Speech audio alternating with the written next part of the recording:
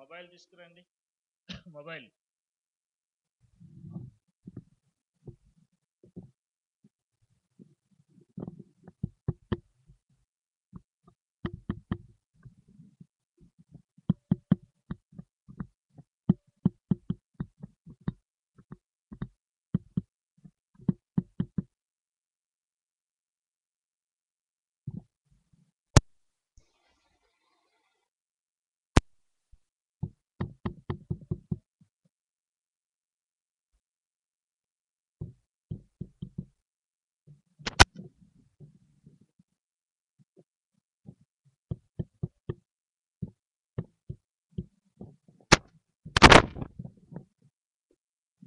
USB connect చేసావా?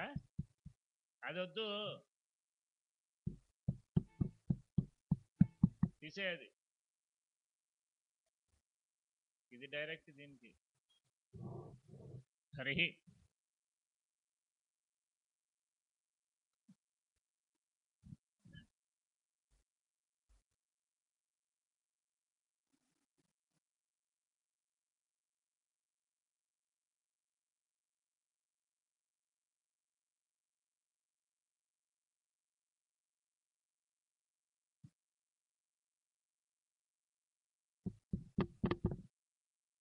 హరి ఓం. దేవీం వాజమనయంతు దేవాః తాం విశ్వరూపాః పశవో వదంతే సానామందిరేషు మోర్జం దుహానాః ధేనుర్వాగస్మానవదుస్తవైదో అయం ముహూర్తః సుముహూర్తోऽस्तु సుముహూర్తకాలే సూర్యాదీనాం నవానాం గ్రహాణామత్యంత ఆనుకూల్యతా ఫలసిద్ధిరస్తు యస్య నామ రూపాభ్యాం యా దేవి సర్వమంగళా తయోః సంస్మరణాత్ పుంసాం సర్వతో జయమంగళం. శుక్లాంబరధరం విష్ణుం శశివర్ణం చతుర్భుజం ప్రసన్నవదనం ధ్యాయేత్ సర్వవిఘ్నోపశాంతయే. లాభస్తేషాం జయస్తేషాం కుతస్తేషాం పరాభవః ఏషామిందేవరస్యామోహృదయస్థో జనార్దనः ఆపదాపహర్తారం ధాతారం సర్వసంపదాం లోకాభిరామం శ్రీరామం భూయో భూయో నమామ్యహం. సర్వమంగళమాంగళ్యే శివే సర్వార్థసాధికే శరణ్యే త్రయంబకే గౌరీ నారాయణీ నమోస్తుతే. హరి ఓం. శ్రీలక్ష్మీనారాయణాభ్యాం నమః. ఉమామహేశ్వరాభ్యాం నమః. వాణీ హిరణ్యగర్భాభ్యాం నమః. శచీపురందరాభ్యాం నమః. అరుంధతీ వశిష్టాభ్యాం నమః. శ్రీ సీతారామాభ్యాం నమః. సర్వేభ్యో మహాజనేభ్యో బ్రాహ్మణేభ్యో నమో నమః. హరి ఓం.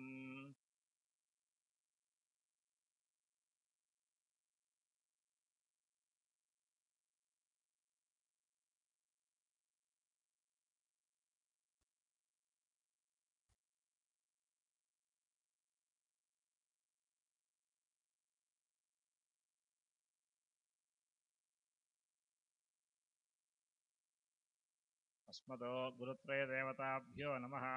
హరి ఓం.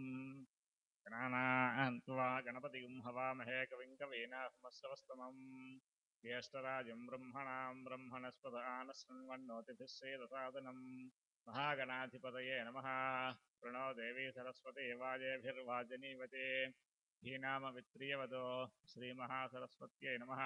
గురుర్బ్రహ్మా గురుర్విష్ణు గురుర్దేవో మహేశ్వరः గురు సాక్షాత్ పరబ్రహ్మ తస్మై శ్రీ గురవే నమః. గురవే సర్వలోకానాం విషజే భవరోగిణాం నిధయే సర్వవిద్యానాం శ్రీదక్షిణామూర్తయే నమః. సద్గురుచరణారవిందాభ్యాం నమః. హరి ఓం. జాతవేదసే సునవామ సోమమరాదీయతో నిదహాతి వేదః సనః పరుషదే దుర్గాని విశ్వానావేవ సింధుం దురితాద్యగ్నిః తామగ్నివర్ణాం తపసాజ్వలంతే వైరోచనీం కర్మఫలేషు దుష్టాం దుర్గాం దేవీం శరణమహం ప్రపద్యే. సుతరసితరసే నమః.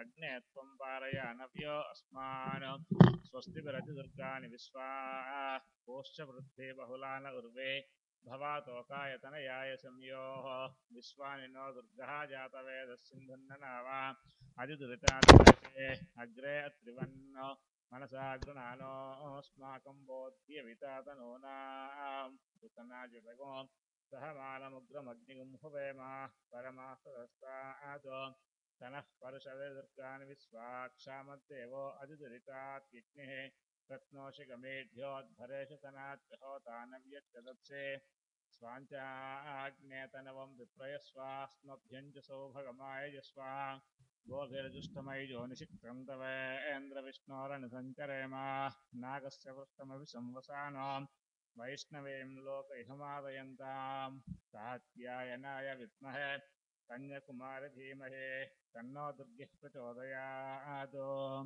ॐ हिरण्यवर्णां हरिणीं सुवर्णरजतस्रजां चन्द्रां हिरण्मयीं लक्ष्मीं जातवेदो ममावह तां मावह जातवेदो लक्ष्मीमनुपगामिनीं यस्यां हिरण्यो विन्देयङ्गामस्त्वं पुरुषानः अश्वपूर्वां रथमध्यां हस्तिनादप्रबोधिनीं श्रियं देवीमुपह्वये श्रीर्मा देवी जुषतां तां सोऽस्मितां हिरण्यप्राकारामार्द्रां ज्वलन्तीं तृप्तां तर्पयन्तीं पद्मे स्थितां पद्मवर्णां तामिहोपह्वये श्रियो चन्द्रां प्रभासां यशसा ज्वलन्तीं श्रियं लोके देवी जुष्टामुदारां तां पद्मिनीमीं शरणमहं प्रपद्ये लक्ष्मीर्मेनस्य तां त्वां वृणे आदित्यवर्णे तपसोऽधिजातो वनस्पतिस्तव वृक्षोऽधबिल्वः तस्य फलानि तपसानि दन्तमायान्तरायाश्च बाह्या लक्ष्मीः उपैतुमां देवतः कीर्तिश्च मयिना सह प्रादुर्भूतोऽस्मिरास्त्वयस्मिन् कीर्तिमृद्धिं ददातु मे सुप्तिवासामलां ज्येष्ठामलक्ष्मीर्नाशयाम्यहो अभूतिमसमृद्धिं च सर्वानिर्नद मे गृहाद् गन्धद्वारां दुरादर्शां नित्यपुष्टां करीशिनीम्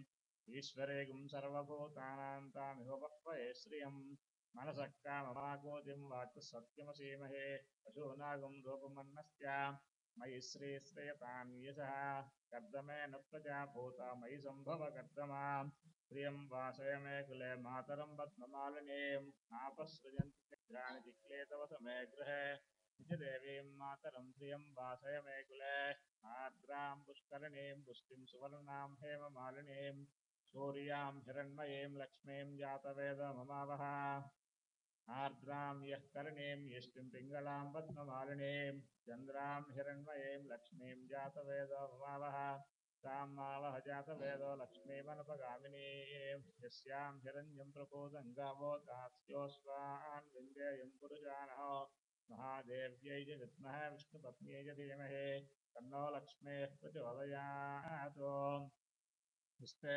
मन्यो विदद्वज्रसायक सह वोजः पुष्यति विश्वामानुषगो साह्यामदासमानयत्वया आयुजातः सहसा सहस्वता मन्युरिन्द्रो मन्युरेवासदेव मन्युर्होतावरो नो जातवेदाः मन्युं विषैलते मानुषेर्याः पाहि नो मन्यो तपसा सजोषाः अभीहि मन्यो तपसस्तवीयान् तपसा युजा विजिः चित्रो नो अमित्रः वृत्रः तस्याचलस्वावसून्याभरात्पन्नः त्वं हि मन्योऽभिभूत्योजा स्वयंभूर्धामो अभिमातिशाः विश्वजर्षनिस्सहो रिस्सः आवानस्मास्वोजः पृतनासुतेः अभागः सन्नपरेतोऽस्मितभक्तत्वातविशस्य प्रचेतः तन्त्वा मन्योक्तदुर्तिः लाहं स्वातनोर्बलजयायमेहि अयन्ते अस्म्युपमे हर्वान् प्रतीजीनः सहूरे विश्वधायः मन्यो वज्रन्नभिमामाववृत्स्वहना वदस्योऽन्ततवोऽध्यापेः अभिप्रेहि दक्षिणतो भवामेधा वृत्राणि जङ्घनावभूरि जुहोमिते धरणं मध्वोऽग्रमुभावुपांशुः प्रथमापि भावान् त्वया मन्यो शरधमार्जन्तो हर्षमानासो दृशितामरुत्तः दिग्मेशमायुधा संसृसानाधिप्रियन् पुनरो अग्निरोपाः अग्निरिव मन्योत्पिशितः सहस्वसेनानेर्नः सहुरे हूतयेधि हत्वा यशत्रोनो विभजस्व वेद ओजोमिमानो विमृदोऽनुदस्वा सहस्वमन्यो अभिमातिमस्मे रजन् मृणन् प्रमृणन् प्रेहि शत्रूनो उग्रन्ते पाजो नन्वारुरुद्रे वशीवशं नयस एकजत्वं एको बहूनां मशमन्यवीलितो विषं युधये संसिसाधे अकृत्वरुत्वया आयुजा वयं द्युमन्तं घोषं विजयाय कुर्महे विजेशकृतेन्द्र दिवानवब्रवो स्माको मन्योऽधिका भवेह प्रियन्ते नाम सहुरे गुणेवसे विस्मातमुत्संयता बभूथा आभूत्या सहजा वज्रसायका सहो बिभर्ष्य विभूत उत्तरो कृत्वा नो मन्यो सह मेध्ये धीमहाधनस्य पुरुहोत संसृजे संसृष्टं धनमुभयं समाकृतमस्मभ्यं दत्ताम्बरोणश्च मन्युः धियं दधाना हृदयेषु शत्रवः पराजितासो अपनिलयन्तां धन्वनागा धन्वनाजिञ्जयेम धन्वनादेव्रात् समदो जयेम धनुःशत्रोरपकामं कृणोते धन्वनाः सर्वाः प्रदिशो जयेम ॐ शान्तिः शान्तिः शान्तिः सहना भवतो सहनौ भुनक्तु सह वीर्यं करवावहै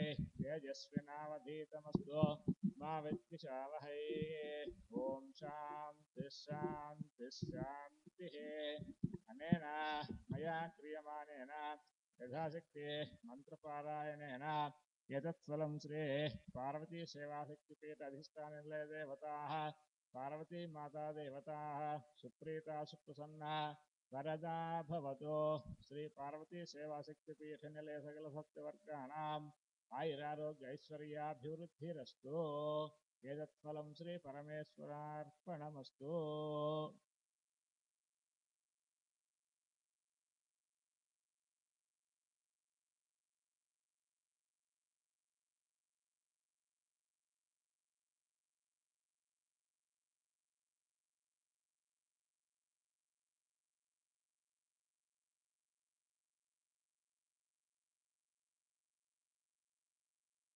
हरिः ॐ तत्सत्